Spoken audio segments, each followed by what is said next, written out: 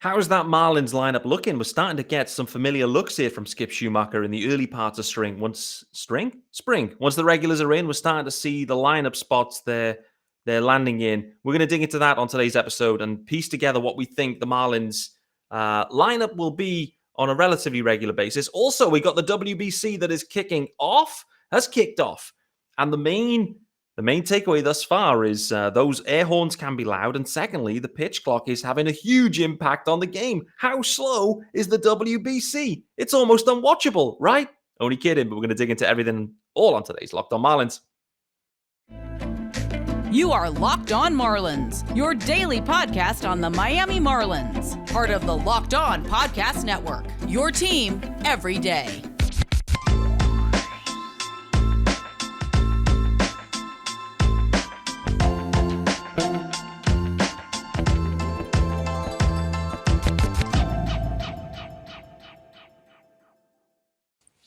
Greetings from England and welcome to Locked On Marlins. This is your daily Marlins podcast. I'm your host, Peter Pratt. Hit me up on Twitter at Miami Marlins _UK. Hit subscribe to the pod. It is your team every day. Head over to YouTube. Hit subscribe there also. It is Locked On Marlins, classically named. Hit subscribe. You'll get the video version of the audio and you will see if you are watching. Shaun Barrett, the UK GOAT, is back in the house. How we doing, brother? I'm doing well, Peter. There's a lot of baseball on the TV at the moment. You've got not just Marlins playing, but you've got Team GB. I mean, 2 games a day is certainly keeping me busy. Definitely is. WBC. This is going to be what I'd say my first go around of like actually following the WBC. I think the last time it was played, I think I just missed it. I don't think I knew what it was. Completely missed it. But now was it 2017? The last WBC? Yeah, so it was like really early on in my baseball fandom and probably just didn't understand what it was.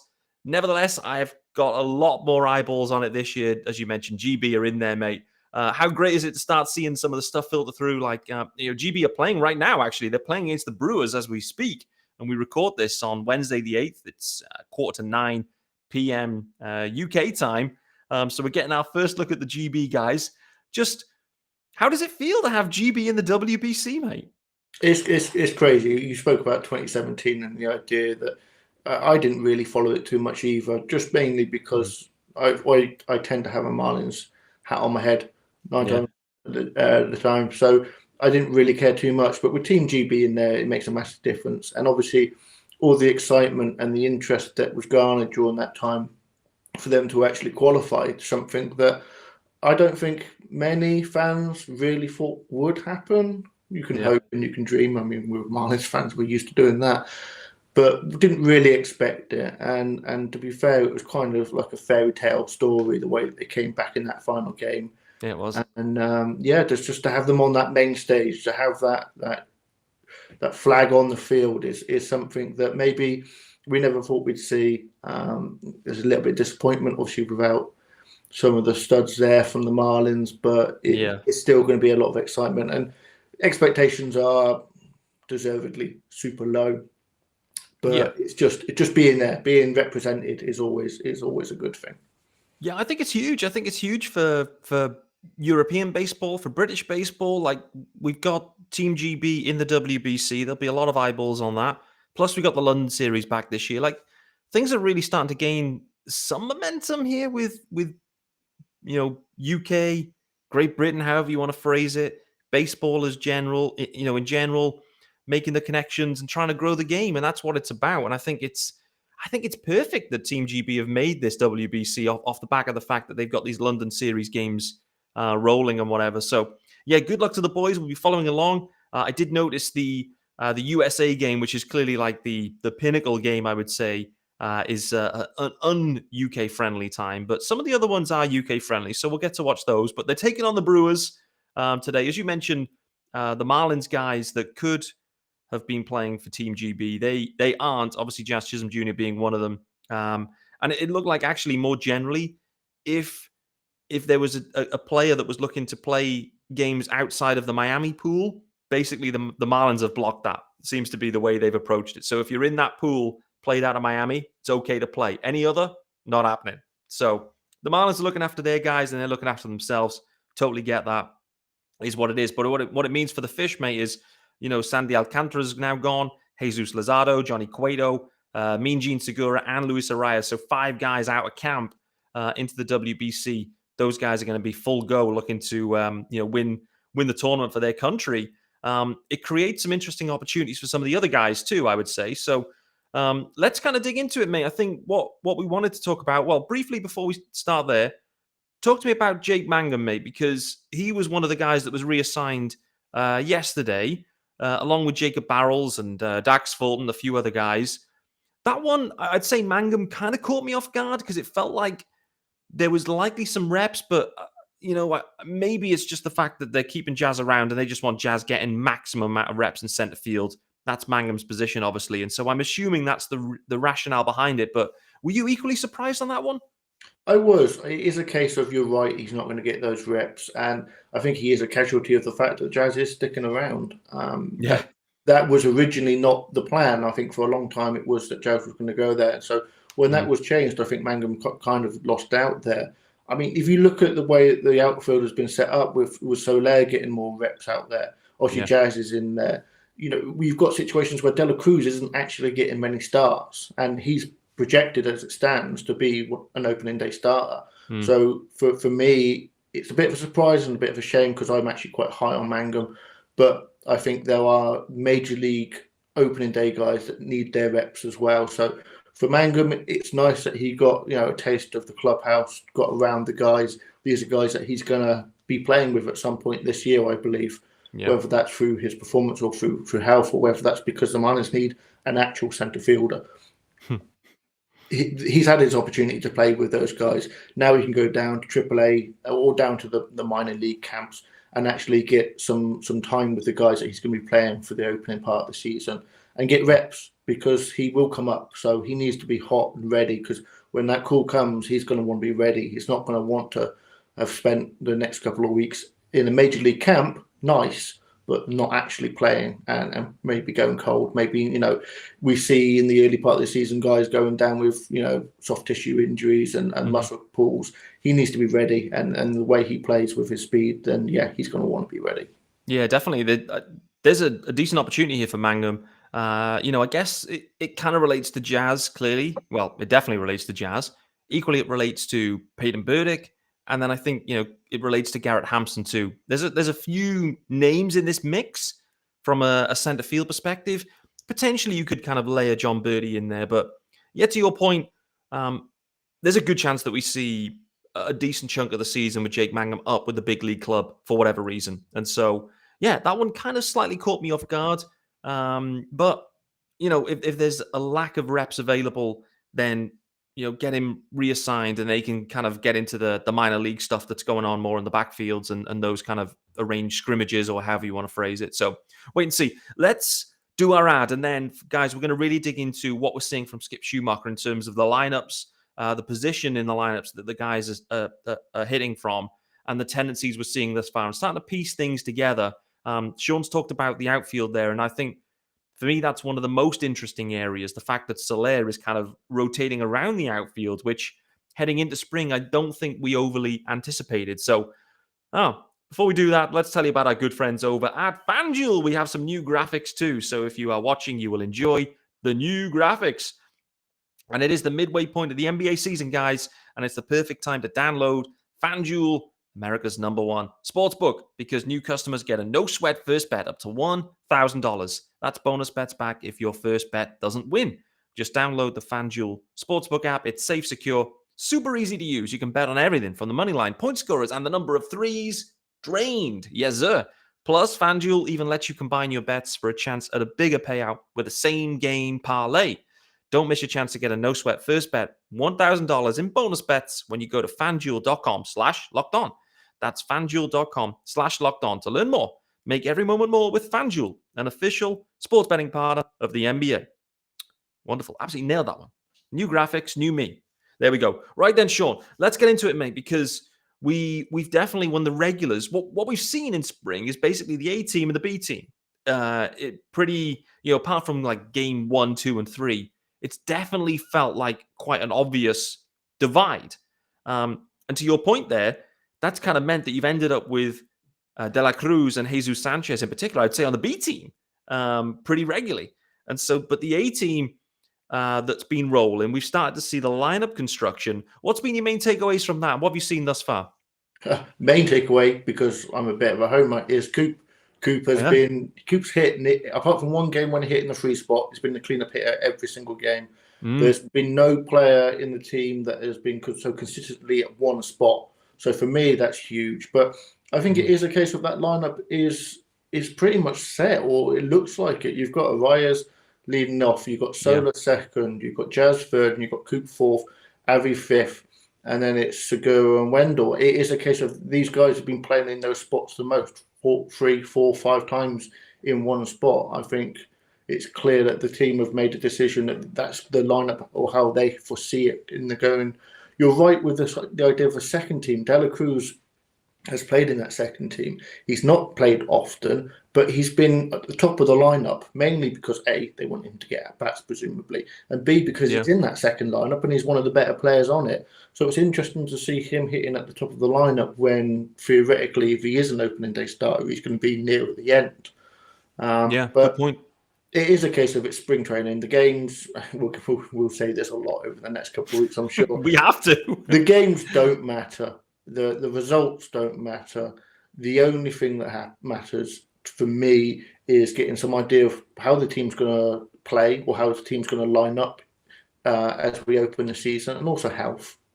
Yeah. Teams can have an absolutely scorching spring training, and we've seen the Marlins have that done before, and it didn't really result in anything. But we see teams have a really scorching spring training, and then they'll get a guy go down injured late. And then that just completely throws them apart, and they start slow. So for me, it is a case of getting the guys reps, getting them healthy, getting them built up for what is still a very long season, and have them be fully healthy. That's all we can ask for. Yeah, no doubt. How are you liking that mix at the top there, mate? Because you kind of rattle through it there. The Arias lefty, who's looked good, I must say. First real time watching Luis Arias, properly, and you can just see he's a straight up hitter. Like, he's just going to get the bat on the ball, and it's going to be hits galore for Arias. He's the most obvious leadoff guy. I think we all felt that. Jazz obviously led off quite a bit historically. Donnie, I think, liked his profile, but overall, I like Arias right at the top, the lefty stick. What about Soler in the 2-hole, mate? Because in reality, Soler is, in my opinion, the biggest power threat in this lineup right now. You could say maybe Jazz is, maybe Avi is, maybe old Coop was. I think Coop's game has slightly changed now, but Soler, the biggest power threat. But in the 2-hole, it's kind of D. Gordon, Giancarlo Stanton style, right? Where Stanton ended up in that 2-hole and had that monster year. But it isn't prototypical, I would say, in lineup construction, or maybe it is now. I don't know. So what's your sense in Soler in the 2 spot? Are you happy with that for him? It is strange. I mean, it is a case of, I think Coop is a fantastic 2-hitter. Yeah, me too. I actually think Coop fits that profile lovely in the 2-hole. He's got that gap power. He can hit to all fields. I think the fact that it's lefty-righty, I like that. Me too. And I think there'll be some interchanging. I think you could easily swap Soler and Coop. I don't think it is a case of you're never going to see the lineup 120 times a season. It's always going to be chopping and changing and moving around. And I think they'll play in the matchups. But yeah, you certainly could just move Soler and Coop and have them play interchangeable in those spots. But I think that combination of Arias leading off, and then either Coop or Soler and Jazz hitting 3. You could even hit Jazz 4 theoretically. Those 4 for me are the top of the lineup. Yeah. And as long as Arias is leading off, I'm not too bothered by the rest of it. Although I do like the lefty-righty. Avi is going to, the season could change if Avi hits. He could start being, arguably in those spots as well. Yeah. But him at 5.